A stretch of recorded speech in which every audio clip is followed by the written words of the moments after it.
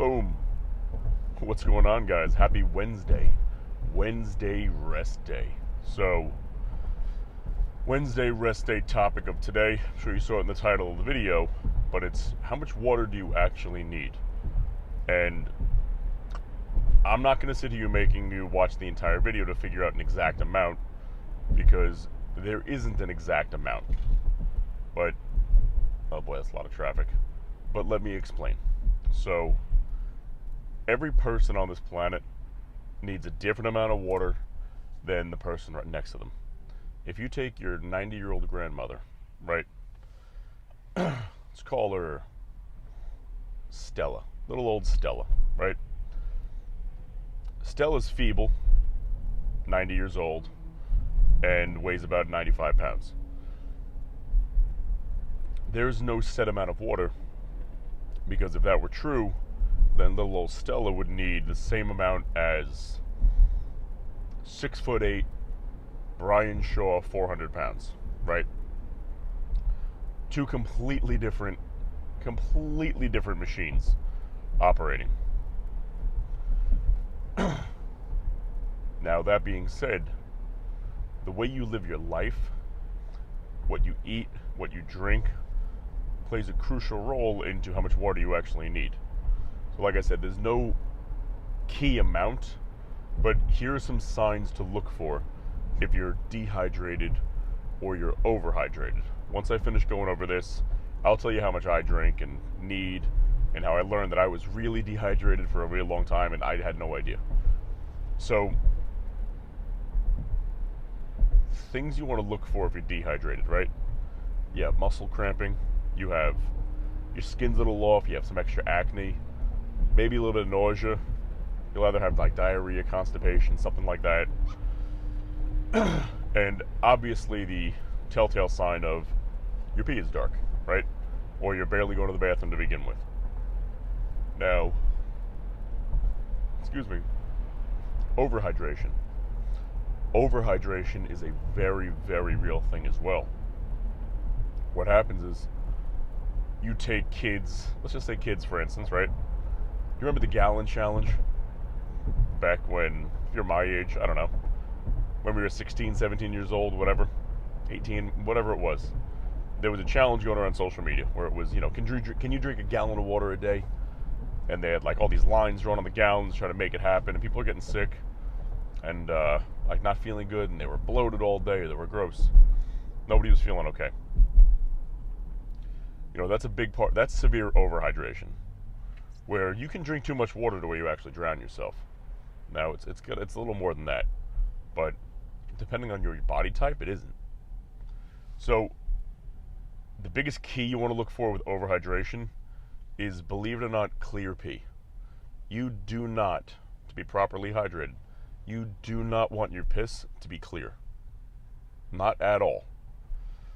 What happens is, when water is running through your body, right, it goes through at, let's just say, a decent speed. In and out, in and out, in and out, and it's just constantly going through the body. Now, at the proper hydration, your body uses, let's say, the speed limit. That's a good example. When you're properly hydrated, your body goes the speed limit. And, the water in your body goes the speed limit. Now, while the water is transferring through your body like that, it has time to pick up toxins from the liver and the kidneys and properly scale the lining of the intestines and the uric acid walls. In doing so, when you're picking up all that toxicity, you go to the bathroom when you're properly hydrated, and there's a slight tint of yellow, because that yellow is those toxins, the acidity that you're pissing out. When you're drinking far too much water, think of it as, instead of doing 55 on the highway, you're doing, let's say 90. Not 100, but let's say 90, right? Your piss is crystal clear. It's because you were going so fast on the parkway that you missed every single exit. And you kept driving, you weren't paying attention, missed the next one. Kept driving, wasn't paying attention, missed the next one.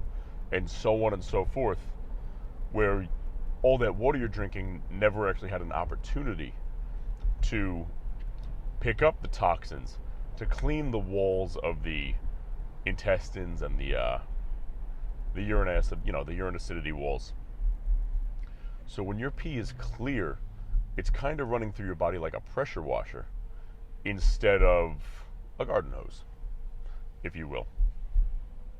So when you're drinking enough water to try to make your pee clear, you'll find that it's always a little difficult to get that much water in, right? It's because your body knows, it's like, hey, excuse me, hey, we're good. We don't need any more. If you drink a lot of coffee, you're going to find yourself thirstier for more water throughout the day because coffee is a diuretic, If you're drinking a lot of alcohol, your body's going to need more water because your liver is suffering. It needs a hand. And there's a lot of toxins that are building up in there that it needs to get out. So, everybody is different. And how you use your water is different. So in terms of exactly how much you need to be drinking every day, no matter what, first of all, it'll vary day by day. Right? So like the 8-ounce glasses, that's about as legitimate as the 6-foot COVID rule, right? Nobody knows where it came from. Somebody just said it, and everybody's like, okay, we'll do that. Thanks, Doc. But there was no actual scientific lining behind either one of those things. Somebody just said it one day, and everybody's like, sounds good to me, because we didn't know any better. And you can't punish doctors of the past.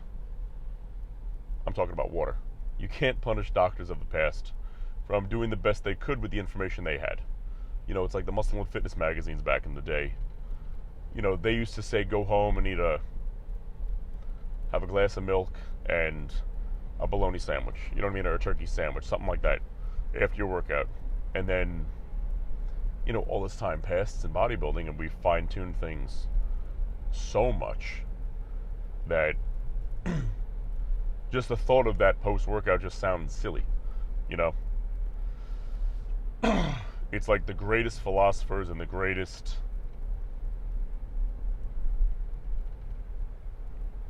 astrologists, that's what I was looking for, and the greatest astrologists 200 years ago, let's say, they were trying to figure out the cosmos, and if you said anything, it didn't make any sense. Now the average third grader knows more than the average physicist back then, because we learned the information, it was just taught, instead of trying to figure it out, right? So figuring things out is significantly more difficult than just being taught it, obviously. Plain and simple, right? So you need to just continue to drink water consistently through the day and really through the night. Otherwise you wake up extremely dehydrated, to where you see that your pee is a slight tint of yellow. That's what you want, that slight tint of yellow. Not crystal clear, not where you're shoveling it down all day uncomfortably, where you're drinking comfortably throughout the day, consistently throughout the day, which is really the hardest part, You got to keep up with it all day long. And for a lot of people, that's very different. So keeping it up all day long, where it's relatively comfortable, and it'll be uncomfortable at first because you're just not used to it, and then seeing what you need. So for me, I found out my body needs a lot of water. I was doing a gallon a day, like the average bodybuilder, and it wasn't a difficult task for me. But I found that even on a gallon a day, or maybe it was 3/4 a gallon when I got this blood work done. So I was trying to get blood work done to get my, I had a bad deviated septum. They fixed it back in May last year. Now, they're like, look, you just need to get your red blood cell count a little lower. Like it's a little thick. And a lot of it was because she's like, also you're really dehydrated. And I'm sitting there like, what are you, nuts? I'm like, I drink almost a gallon of water a day. What do you mean I'm dehydrated? Like, I feel fine. Sure enough, to get my blood work proper for that surgery, I went from 1 gallon a day to 3 gallons a day. Now, 3 gallons was forcing it. That was too much. That was way too much water for me, but I was doing it for that reason of just overcorrecting my blood work to get approved for surgery. Because that's all I cared about for that at that time. Now,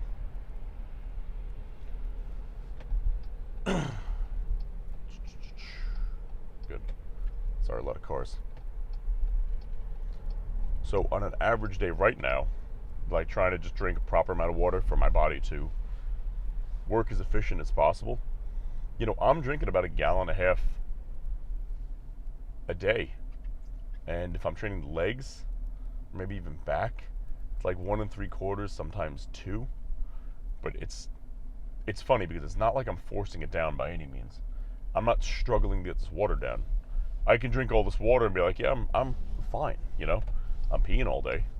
But it's not like it's a stomach gargling fight to put it down, if that makes sense. My body's like, yeah, cool, we'll happily take some more water. No problem, John. Thanks, other John. You know? So, water intake is a very funny thing. You know, another thing you want to not look forward to, but look out for is your stress levels. Because if you're dehydrated, your cortisol goes through the roof. And it's funny that certain things, like a doctor will never tell you being dehydrated makes you stressed out or raises your cortisol. You know, because they don't look at it that way. They'll just say, yeah, it's not good for you. A doctor might say it'll lower your aldosterone levels, but that's it. But now you have to ask yourself, what does aldosterone do in the body? Aldosterone is another hormone. Well, aldosterone suppresses cortisol. So if you're lacking this hormone that suppresses cortisol because you're dehydrated, your cortisol runs a bit more rampant than it should be. So stressful situations are even more stressful. Or you just have this constant level of cortisol running through your body all day, every day. And that's not good for anybody. Not good for me, not good for you, not good for any one of us.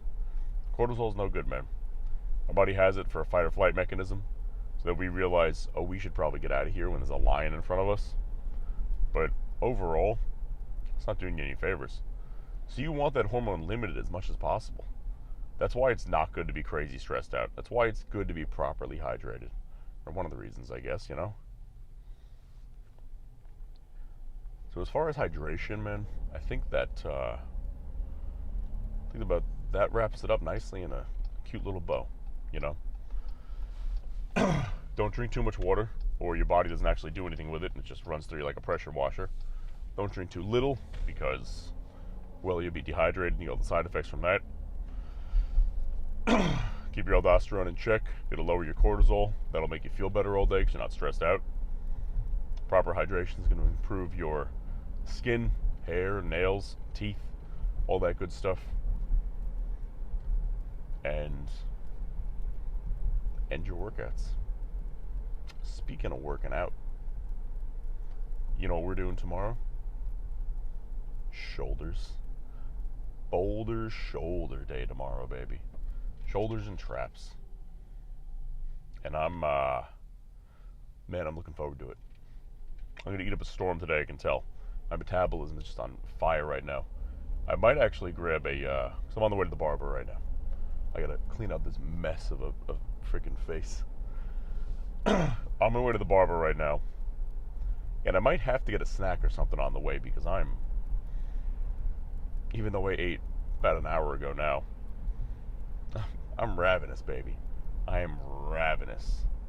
My body wants food, and man, that's always a good thing. It's the best sign of a healthy metabolism. You know, I wish I thought about that maybe 2 minutes ago, based on where I'm on the road, because I just passed my favorite deli, and I could have gotten a bacon, egg, and cheese, salt, pepper, ketchup, nice cup of coffee to go along with it, because the one that I have in here from 7-Eleven is just, it's no good today. And it's boiling hot, but it just tastes, it's not a good cup of coffee. Really weak espresso today, man.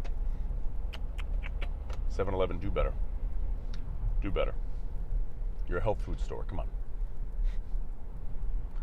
And you know what, guys, on that note, I want to thank you for watching. Thank you for tuning in.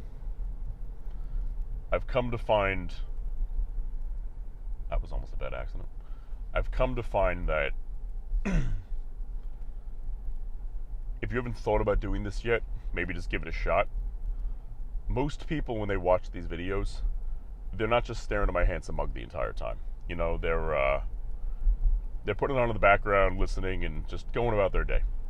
You know, kind of like a muscular ASMR audiobook, if you will, or a podcast or something like that. So, if you're sitting here watching these videos and thinking to yourself, I don't have a half hour a day, whatever it is, to commit to just staring at a screen, first of all, I'm glad, because the less time you're staring at the screen, the better, man. But just turn it on in the background, do what you got to do, listen to what we have to say, and leave some comments before you go. I'm always happy to talk to you guys. I love it and I appreciate it. You know, on that note, I'm going to get out of here, buy myself a snack, get to the barber, and I'll see you tomorrow for, what was it again?